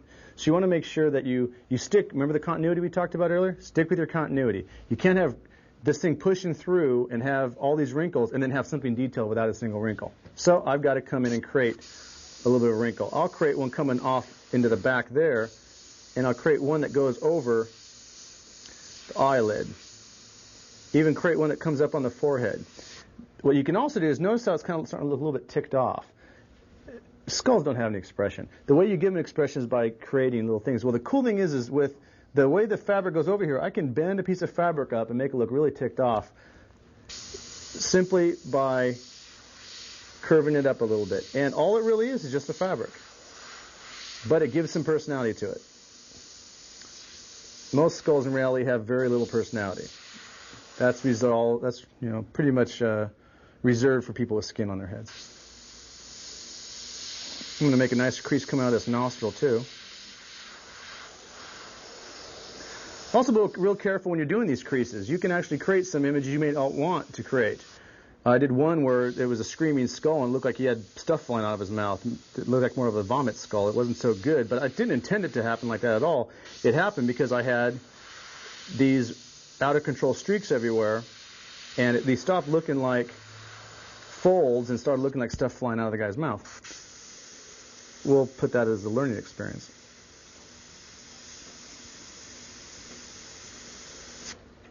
What I'm doing there, see that little double line I did there? When I designed the Skull Master, you see a second set of ridges right there? I didn't really get those translated through very well. So I'm going to put this back here and blast it a little bit more so you can see them. That's a second set of teeth. It's like if you had your mouth turned at an angle, you'd see the back set. The back set's going to be darker than the front set, of course, but I'm also going to blacken out behind the back set because what's behind the back set would be even darker. This gives it some dimension.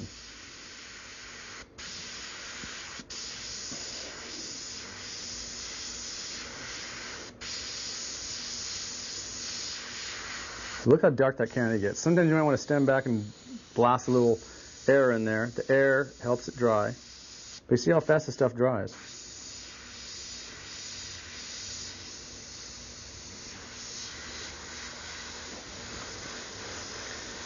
Now, for those of you that are following along on this video with your airbrush, don't throw anything at your TV. This is a tricky demo. I don't even incorporate that in this demo in every one of my getaways. Now, this is incorporated into my book. Another shameless plug. Automotive Cheap Tricks and Special Effects. Matter of fact, every demo you see in this video is actually also in the book. This is considered an advanced level demo. It takes a lot of practice. Now, you may, there's no instant like buy a video, buy a book, and you're automatically the perfect airbrusher. It takes a lot of practice. All I can do is give you hints on which direction to go into and how to get there. What I can guarantee you is if you master this technique, you will smoke your competition.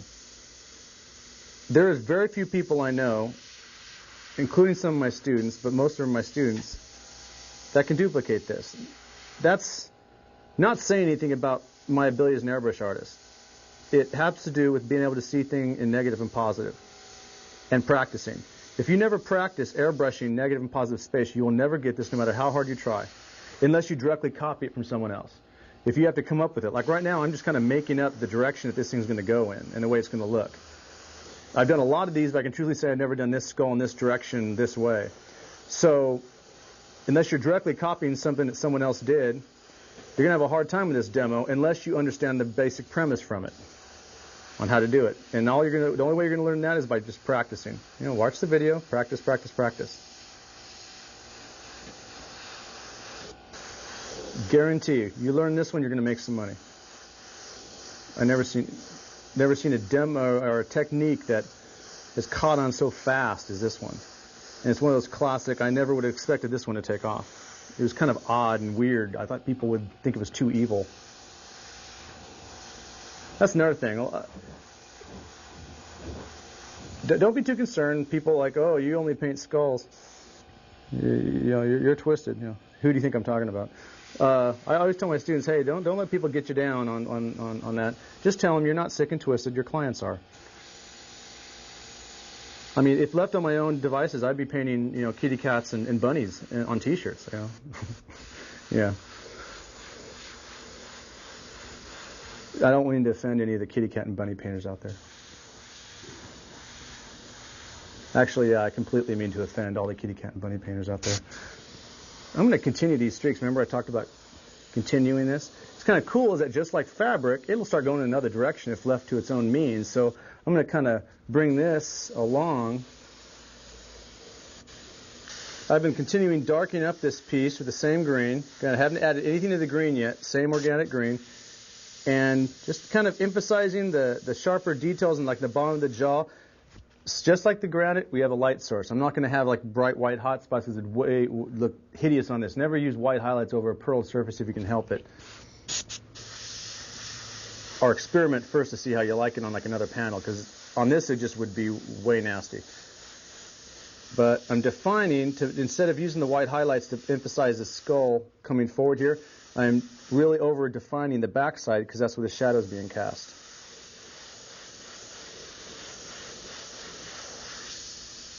Like as I mentioned, I'm still on the candy organic green with the inner coat clear in it. And at the viscosity it's at now, the thinness it's at, real easy to do very fine details. Really can punch it out nicely. And that's what I'm doing. But don't do it all. I'm not going to over detail every single bit of it. I'm focusing on the teeth. Now, it may look like I'm leaving little blobs there, which actually I am, but I'm going to come in with black. Not pure black. Pure black at this point would over-dominate the piece. I'm going to add black to the green and really punch the shadow here and here, maybe around this area, maybe up in the mandible area and up around there. I'm also going to add some into the eye sockets. This green with the black in it will not totally stand out like black will, but will just look as if I continued layering my green over and over again. If I had time and an inclination to do so, I could get the same effect with about another hour of this green airbrushing. just a few drops of black. Never use too much black in candies. You'd be surprised at how far I went. I think I used like 3 drops there. Don't get all like exact on me and scream because, oh, Craig used 3 drops and it worked for him. I'm just playing around with it. Notice how we go from this color green we did earlier. It's like it's a little bit darker. I don't want it to look black. I want it to look dark green. And that's the nice thing about House of Color Black. It's so transparent, it has a tinting quality. House of Color is the only paint company that I know of, automotive paint company, that does not produce what's called a tinting black. If you hear of a tinting black, if you're not going to use House of Color, you can still do this effect with PPG. The first time I did it with PPG. But I use tinting black, or what PPG calls weak black. What tinting black does, it gives you the ability of dropping the value of your color without messing with the chroma. Many blacks are opaque and have what we call fillers or oxidants. And the oxidants or oxidizers are designed to like cover. And a lot of times they're not black. They're off-colored, like sometimes they're blue or violet or sepia. Most blacks are based off of one of those colors. You just don't want them to be too... If you have like a real sepia-colored black, and I'm doing this, I'd end up with like a muddy olive green.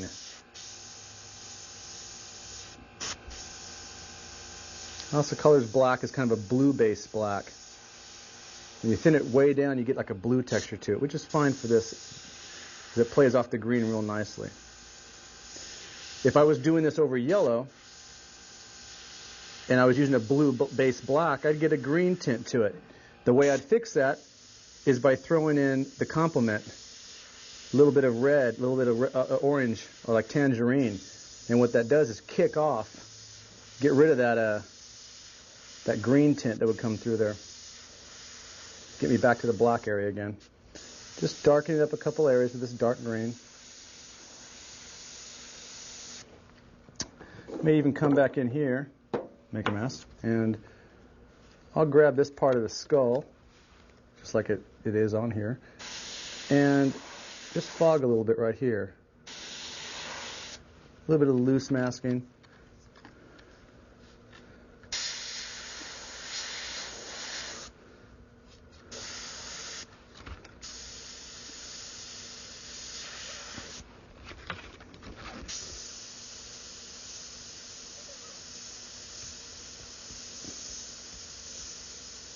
Really emphasize this eye socket.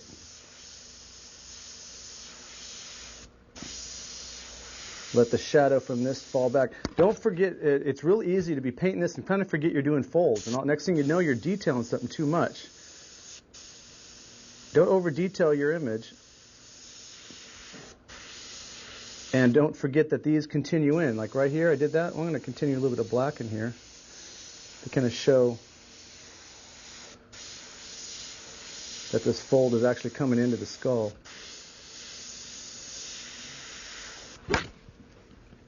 That's about all I'm going to do on this one right here. If I was to really want to bring this out, I may do like I did on that one helmet and bring in some yellow. On this helmet right here, you can see, started out as a green base like the lime time. And you see, but I lost the metallic, that real shimmery metallic. This kind of will go back and forth and kind of shift colors as you see it, because it's a pure metallic, different light at different times. This image stays with you. If I rotate this around, the image pretty much stays the same. A little bit of metallic, not much. This image, though, on the tank, it's hard to see because it's not clear-coated.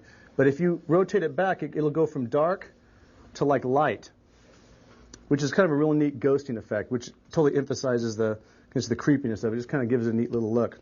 So if I was to do that, I could always add a little bit of yellow and white, a little bit of green in it, and come in and highlight those areas. But I'd have to rework the whole area and get it dark again. You see how it's real crisp and clean all in these areas? That's all done with just a freehand shield.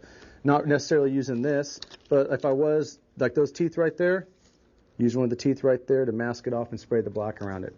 So using freehand shields or even masking techniques, you could punch this out even more. I kind of want to keep this really subdued and really subtle. The next step would be on this one, I, of course, would wipe the entire surface down and pre-clean it, and then we would go ahead and clear coat it. Using clear coats vary every year. Different brands come out there. Right now, we're currently using Valspar AC2135, which is a polyurethane clear. DuPont, PPG, DuPont has their Chroma series. PPG has their Deltron or Concept series. Any automotive polyurethane catalyzed clear will work for you and will work over any base coat paints. Real quick before we go on to the next demo, I'm going to use a little bit of pre-cleaner. Besides cleaning off any of my overspray that's on there, it also going to have the added effect, as we mentioned earlier, of giving me the illusion of it being cleared, and you'll see the depth of it. You can also see how much green's coming off on there. I need a little bit more pre-cleaner on here. Usually I make it a habit in between every color. When I take a break for a color, I wipe the surface down. This prevents me from locking in any colors or any overspray, and also gives me an idea of how I'm progressing. See, you can see right there, even though it's not exactly as shiny as clear, it gives you a little bit of indication on how deep and how rich the metallics are going to look when it is clear coated.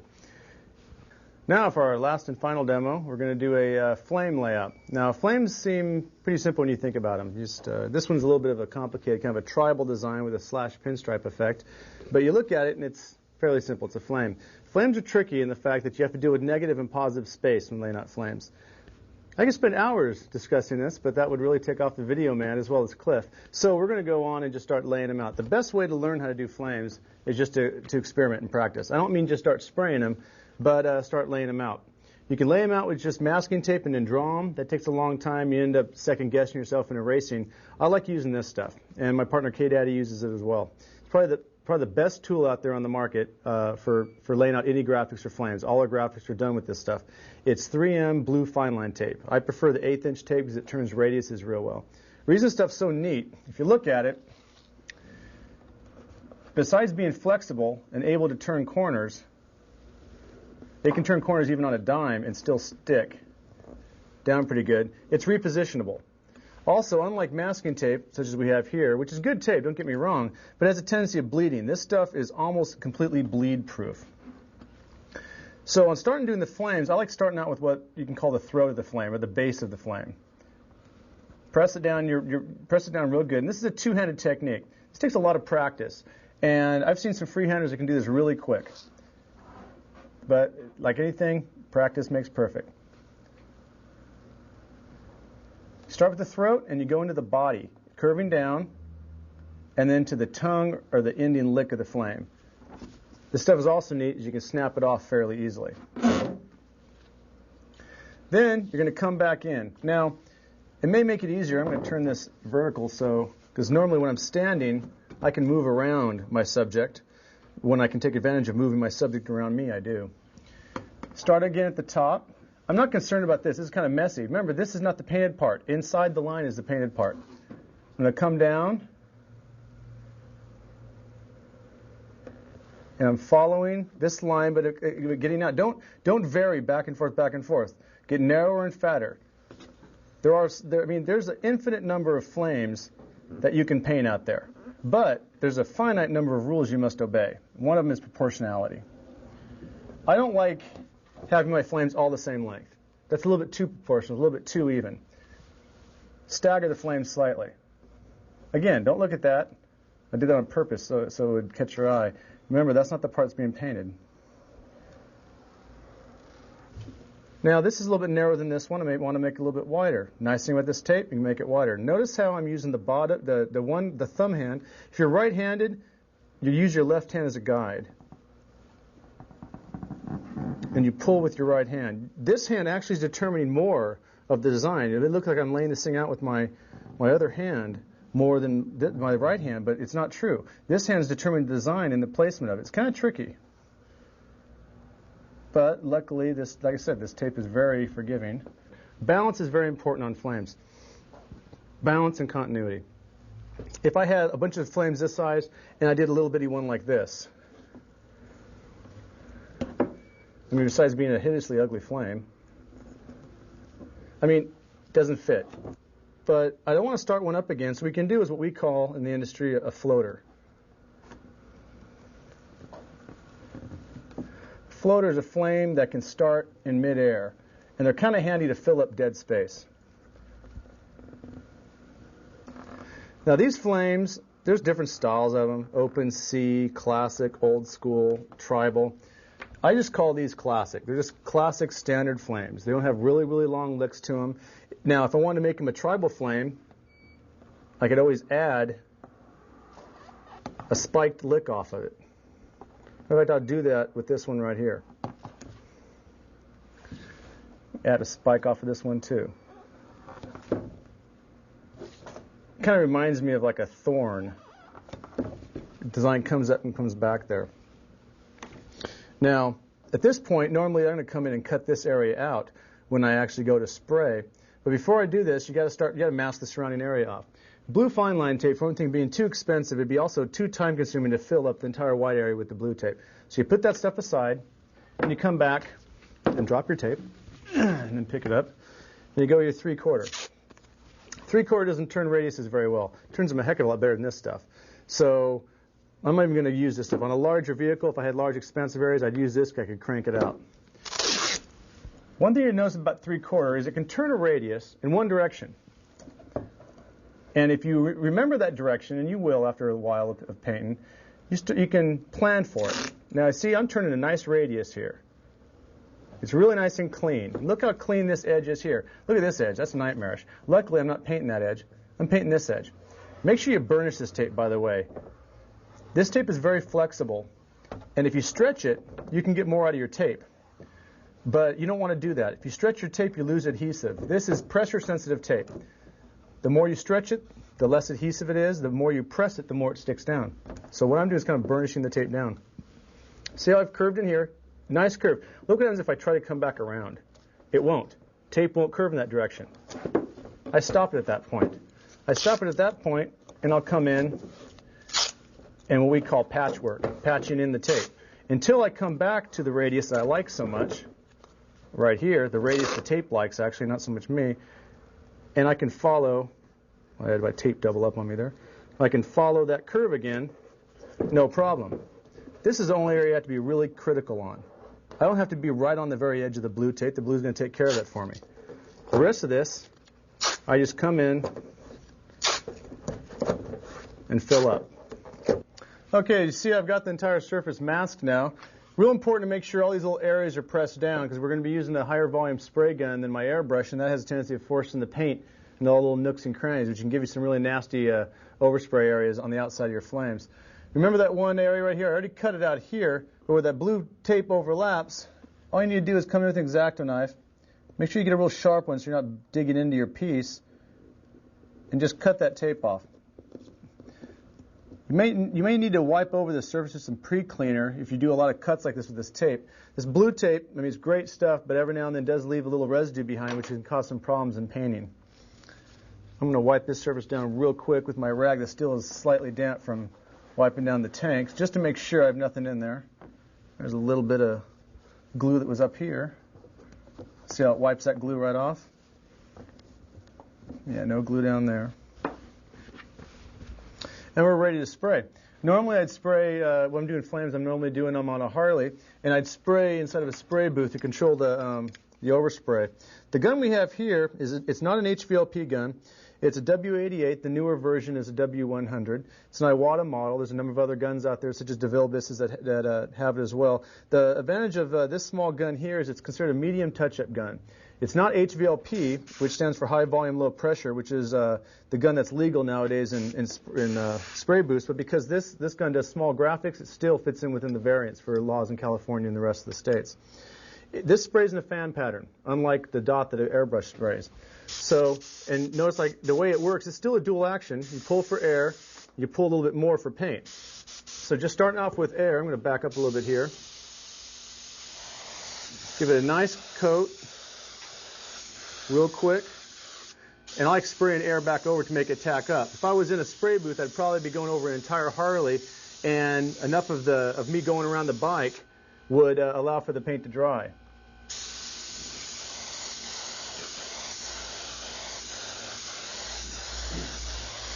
This is a rather narrow fan pattern I have going here. Normally I go with a wider fan.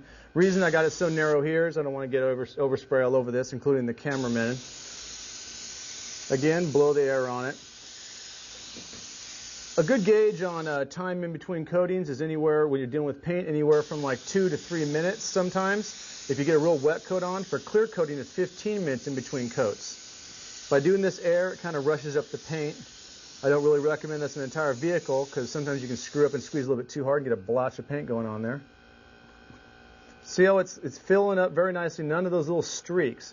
The little blotchiness is inherent to transparent colors. So this has a pearl in it. If you're interested in which color this is Shimmering Passion Pearl. It's kind of a violet with like a funky like purple pearl in it. Looks really nice when it's clear coated out in the sun. At night it has a really deep violet look. In the daytime has a real bright, see, it's almost like a magenta color. You can see how over white it has a certain look, and over this tape it almost takes on like a salmon candy type color. The cool thing about this color, besides its coverage ability and its color itself, is the fact that it's got that built-in pearl we talked about. Remember the dried mica? Built into it. Normally we'd have to spray a coat of candy, then a coat of pearl, and then a coat of clear to get this one step.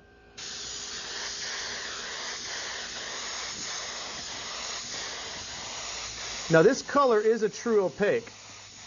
What I mean by that is you'll come to a ceiling color. What I mean by ceiling color is, at this stage right here, if I sprayed this 20 more times, it would still look this color. If it was a candy and I sprayed it 20 more times, it would basically keep getting darker and darker. So we're at the ceiling color right now, which takes anywhere from 3 to 4 coats. Okay, this stage we've given it like about a minute to dry. The downside of using a large spray gun, besides it covers great, is the tail solvents take a little bit longer time to get out of the paint, because there's more of them. It's a heavier dose of paint, takes longer to evaporate all the solvents out and dry. This is just about dry. Actually, it is dry. So it's about a good 5 minutes, and that's done. You can touch it, do whatever you want to it. What we're going to do now is, I wouldn't mask directly on this. It's still not dry enough for that, but we're not going to do any more masking. I'm going to just add a simple fade to it. You can do stencils and different kind of neat tricks in here if you want. We're just going to do a classic old school fade. And if you look, I mixed up kind of a little batch of that same purple, that violet and cobalt blue mixture. I'll come right in here, and all I'm doing is just darkening up, not changing the color. If I was to come in with pure blue, it'd be almost a waste of paint. I'm just going to come in here and just darken just like the halos around here and the tips of the flames. Don't be fooled by it looking sloppy like I'm letting it go off of here. It doesn't matter if it goes onto the tape.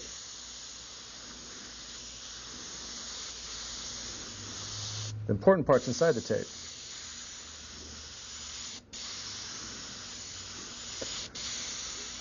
On jobs where I'm going in between colors and the paint's still tacky, I'll actually do this even when the paint's tacky.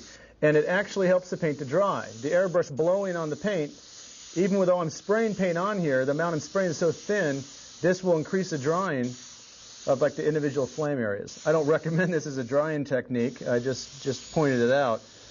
You don't have to wait for it to completely dry to spray back on it. And that's the fade right there. I got to let this sit at least, I'd say, about half a minute or so. You see right here, it looks quite a bit different with all that masking tape removed. Any little imperfections in paint that came through can easily be wiped away with a little bit of lacquer thinner. I'd recommend being very careful. Use a damp towel with water with a little bit of lacquer thinner if you're going to remove any like impurities. And then maybe come back with a Scotch-Brite. This is determined on what kind of paint you have underneath the flames. But you definitely don't want any blow-throughs coming through on there.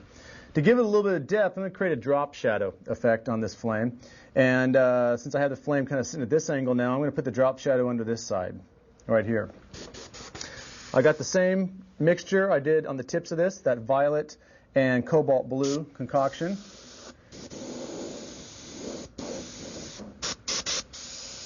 I'm going to come in here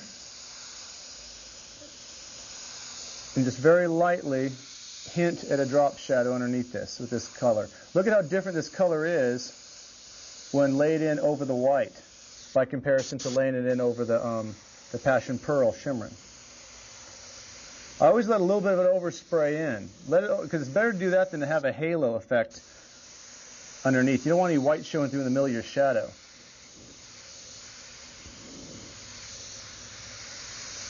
Notice also when I'm airbrushing, I keep the air continuous. You don't want to hear that unless you're sending like Morse code messages to your friends. If you start and stop your airbrush a lot when you're spraying like this, all you're doing is building up a high level of tip dry, and you're giving the paint a chance to clog and spit. Not to mention you drive people insane with the sound. By keeping the paint flowing and the air flowing, even when I stop, if you notice, the paint stopped. The air's still going. Air's free. Don't worry about it. But by keeping the air flowing, you keep the gun clean. On this piece now, to finish it off, you could leave it this way. The edges are pretty clean, but when doing flames and doing graphics, it's really not completed until you have a pinstripe on there. Some people have different opinions on this. At Cal Concepts and personally at the jobs that we do out of our shop, we always finish them with a pinstripe. A pinstripe basically being the line that circles the entire graphic. Frames it out nice, gives nice complementary or contrasting color that makes the flame really punch out. To do the striping on here, I'm using the House of Color pinstriping lettering urethane. There's a number of other striping paints out there, One Shot, Chromatech. The difference being is this is the only striping urethane on the market. The benefits of a striping urethane is you don't have to worry about what kind of clears are going to react with it. You can clear the stuff with anything. You can also dilute it and airbrush with it. I prefer to brush with it because it's very opaque, and as I mentioned before, I like airbrushing with transparents. What I got here is standard reducer. You can use a specific House of Color reducer. I kind of like to use even though this isn't kosher with House of Color products, I like to use PPG's DRR1170 reactive reducer. It makes the paint actually bite a little bit harder, and it makes it set faster. Now, this paint dries probably 10 times faster than your standard one-shot. What I'm doing here is I'm working the paint into the brush, kind of like a palette. I'm just using a clear piece of, or not clear, but a clean piece of cardboard here. And this is called paletting the brush. A little bit of reducer on the brush. If I was going to, I wanted this to be really, to dry very fast, and I was going to clear it almost immediately, and I was kind of paranoid about if I'm using a clear that may or may be kind of caustic or strong, I may add a drop of catalyst in here too, a clear catalyst. The trick is add the same clear catalyst that you would add to the clear that's going on top of it. You can also use your palette to kind of test out your brush. See if you got a nice thin line going on there. Now, pardon my dirty hands and the dirty brush. This right here is an Excalibur pinstriping brush, or a sword striper. It does have two sides too. You see the curved side there? That's the actual striping side, and that's the back. The funny shape of it is designed to hold as much paint as possible so you can pull long lines. With the amount of paint I have built up in here, I could pull a line probably the length of a limo, a good 20 to 25 feet without having to stop, unless I chose to. The way you hold it's different too. I use my thumb and my forefinger, and I suck this part of the brush into the meat of my palm here. What it does, if you notice, it extends the length of my arm here for rigidity and strength. If as I pull it, my whole arm is pulling straight. This is pulling straight too. Also, I can come and spin this brush to create little circles. So it's a very, very versatile brush. You can hold it this way. A lot of people will hold it this way when going along. You can spin it. Very versatile little brush, and it's also a very classic design, probably one of the oldest brush designs in the automotive striping industry, going all the way back to the 1800s and carriage striping. Repalette it up again. Now, going up here, I'm going to show an example of just, normally I would be standing when I'm doing this, and I also pull from the other direction, but you have to learn to adapt in these situations. Using my three fingers here as a guide, much like an airbrush, the distance that you're pushing down to the surface and how you pull the brush dictates the thinness and thickness of the line. You got a little squeaking, those are my fingers. If you don't like that squeaking or you don't like that resistance, I kind of like it. What I don't like is when I come up on this tape and it's a little bit of a different feel, there's a tendency of slipping. But I kind of like that squeak. Some people can't stand the squeak when they're going on a car. I like the squeak because it gives me resistance I can pull against. If you don't like the squeak, go ahead and put some talc on your fingers. Some people like using gloves.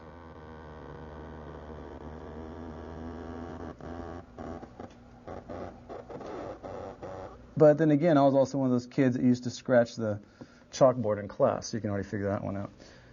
Now, I'm not going to pull the whole line that way. This is a neat little stylized trick I do. I don't know if I invented this. I highly doubt it. There's so many things out there. I originally started striping when Ron, our pinstriper, left a graphic undone one time. And when he left it undone, I had to finish it. I couldn't stripe to save my life. I did a line that looked more like an autistic striper did it.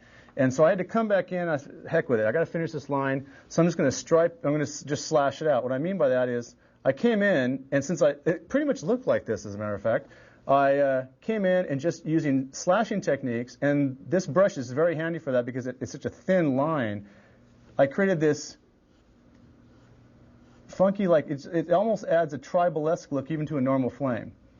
Now, the funny part is that after I did that one stripe, I mean, it looked good. The client loved it. Oh, it's the neatest stripe I've ever seen. It's really cool looking. I'm like, yeah, gee, thanks. But I vowed never to stripe again. I can't stripe. Ron, my striper, Ron Beam, you do all the striping from now on. We had a client come in that asked for this type of striping immediately. Ron couldn't do it. he's like one of the best stripers I've met. And I think there's some kind of genetic makeup in a striper where they don't allow you to do a stripe this hideous, this slashed out and out of control. So from going to doing this as a necessity, now I get people requesting it. Now I'm very proud about my pinstriping ability over the years of practicing, but this is what people ask for. So if anyone asks you for the slash stripe or that weird Cal Concepts West Coast graphics look, this is what they're talking about. And now you know the origins. The secret's out. So if you can't stripe, don't worry. You can probably do something. Just use your brains a little bit. You can get the general idea.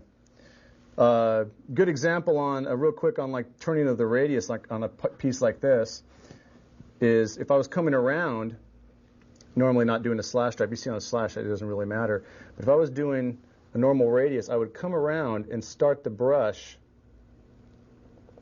and use my fingers almost like a compass. See?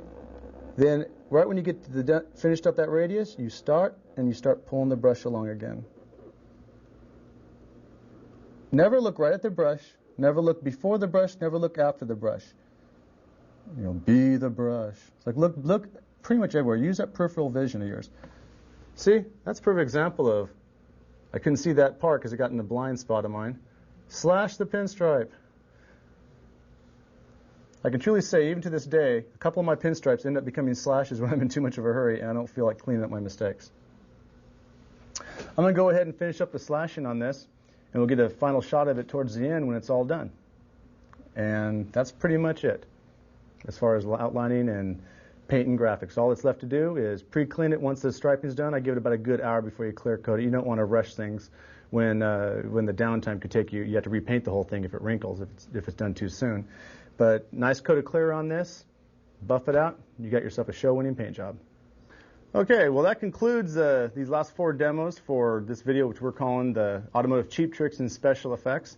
This video pretty much can stand on its own as a good video to get your feet wet in the introduction of graphics and custom airbrushing techniques that can be used within the graphics. It's also a good precursor and an excellent plug for the upcoming video, the Cheap Tricks and Special Effects of Automotive Airbrushing, that will be coming out any day now from Airbrush Action Magazine. So from the Coast Airbrush Studios and from me, Craig Fraser, I bid you good night.